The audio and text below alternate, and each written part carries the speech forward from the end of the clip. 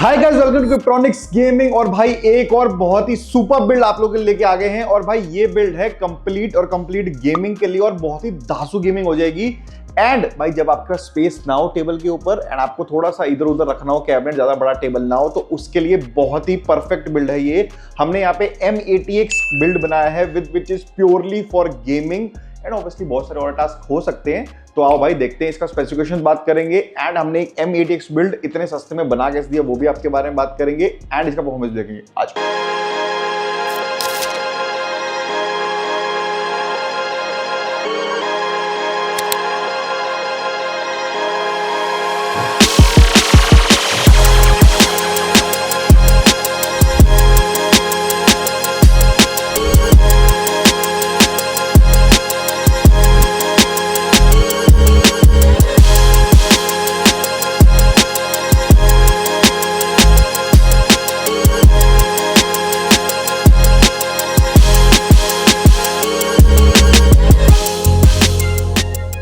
सबसे पहले तो अपन यूज केस के बारे में बात कर लेते हैं। जैसे मैंने आपको बताया, this is completely for 2K gaming. इन्होंने साथ में 2K गेमिंग मॉनिटर भी लिया है और कीबोर्ड माउस कॉम्बो भी लिया है हमारे से। एक obviously not the free one, but he has bought a complete keyboard and mouse from a different company. कॉस्मोबेटिक ने खरीदा है एंड एक 2K मॉनिटर खरीदा है from gigabyte which is GS27QA, जो 27 इंच है, 2K है एंड 165 हर्ट्ज का मॉनिटर है वो। ठीक है, बाय द वे इस पूरे पीसी का कॉस्ट है 1,27,000 which is not including the monitor. सिर्फ और सिर्फ पीसी के बारे में बात कर रहा हूं which is costing 1,27,000 right now।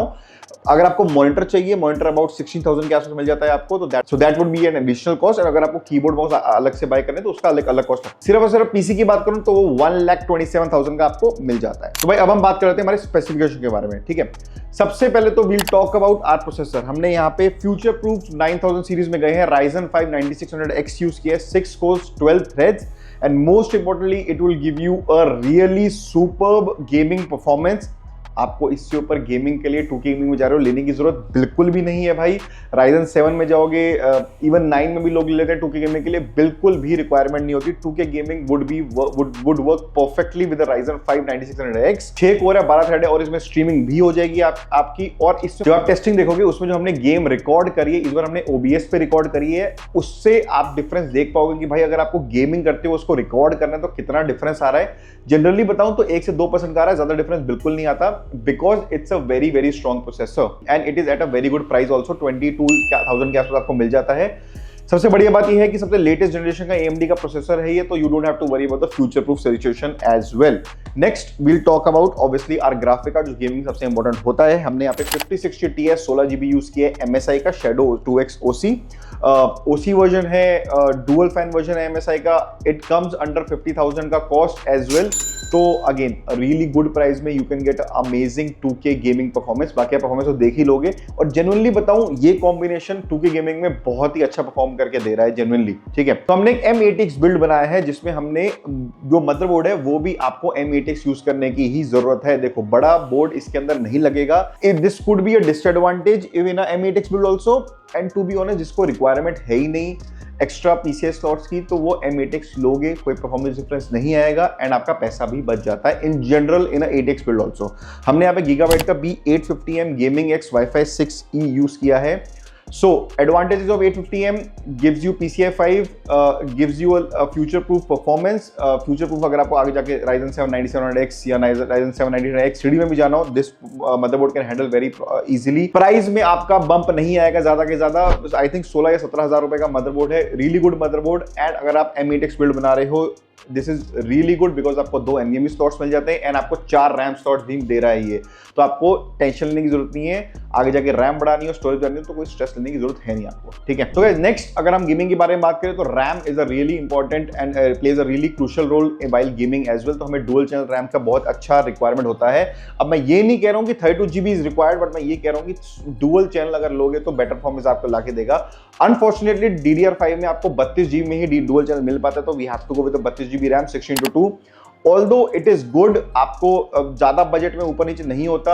I think 3,000 to 4,000 का डिफरेंस आता है maximum and you get 32GB RAM which is future proof. आपका editing, gaming, OBS recording, streaming सब हो जाता है और कोई टेंशन लेने की जरूरत नहीं पड़ती यार मेरा रैम कम पड़ गया, मुझे बाद में इंक्रीज करनी पड़ती है।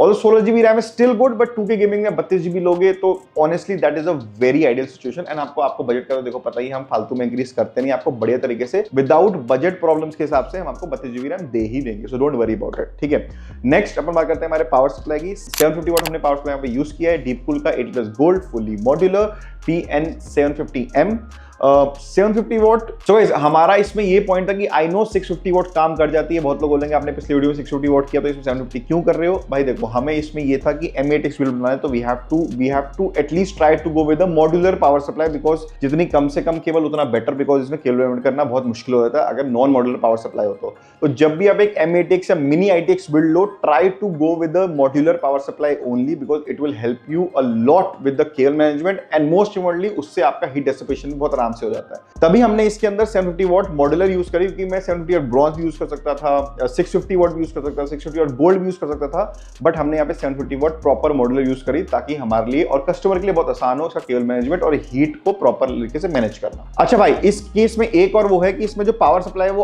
आगे लगता है एंड वहां से एक केबल निकल के लाती है जो पीछे हमें यहाँ लगानी पड़ती है for the main power outlet. Although ये आपको ज्यादा सोचने की जरूरत नहीं है, आपको तो पीछे ही लगानी है अपनी केबल, बट हमने कहा एक इंफॉर्मेशन के लिए बता रहा हूं कि पावर सप्लाई कहां लगी होती है। कल को बंदा बोले जी मेरी पावर सप्लाई मेरे को दिख नहीं रही है, तो मैं जस्ट इन केस बता दे रहा हूं कि कहां पड़ी होती है। ठीक है, स्टोरेज 1 TB है, Kingston 1 TB NV3 Gen 4 NVMe, easy, you can upgrade it as per your use case. Next अपन बात करें कूलर की। कूलर हमने यहाँ पे थर्मल टेक का यूज किया, dual fan air cooler, Astria 600 ARGB इसका नाम है, डुअल फैन एयर कूलर है। You can go with DeepCool also, you can go with different brands also. Thermaltake customer का प्रेफरेंस था, he wanted to go with it. Also he wanted to go with the white cooler only, because एक white case and white cooler का थोड़ा combination वो बनाना चाहते थे, तो white में इस टाइम थर्मल टेक ही अवेलेबल था, तो वी वेंट विद दैट।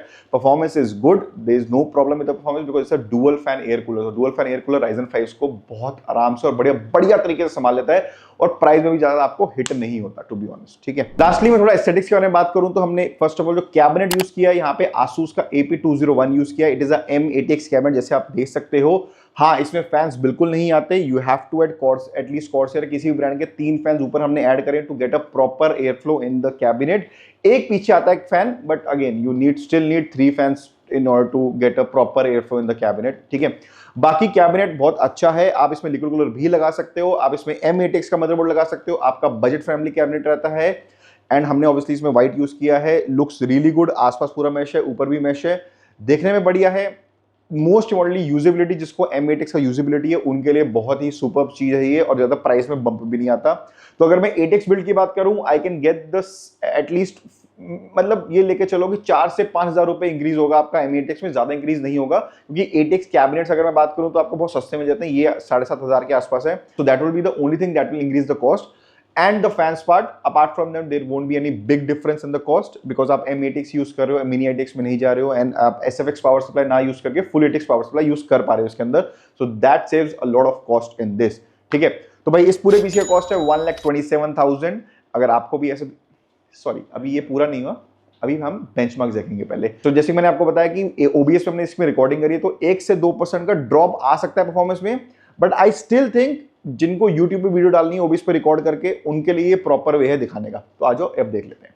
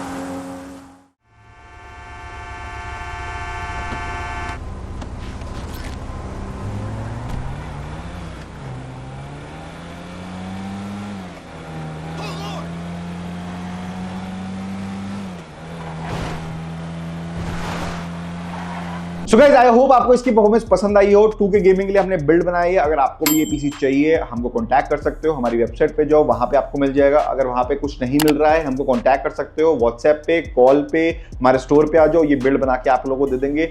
मजा आ जाएगा, स्पेशली जिनको छोटा कैबिनेट पसंद है उनके लिए बहुत सुपर्ब चीज है ये। तो भाई अगले मिलता हूँ और बढ़िया बढ़िया पीसी बिल्ड्स के साथ। आप लोगों का सपोर्ट रहना चाहिए, बस लाइक और सब्सक्राइब कर देना। Bye bye.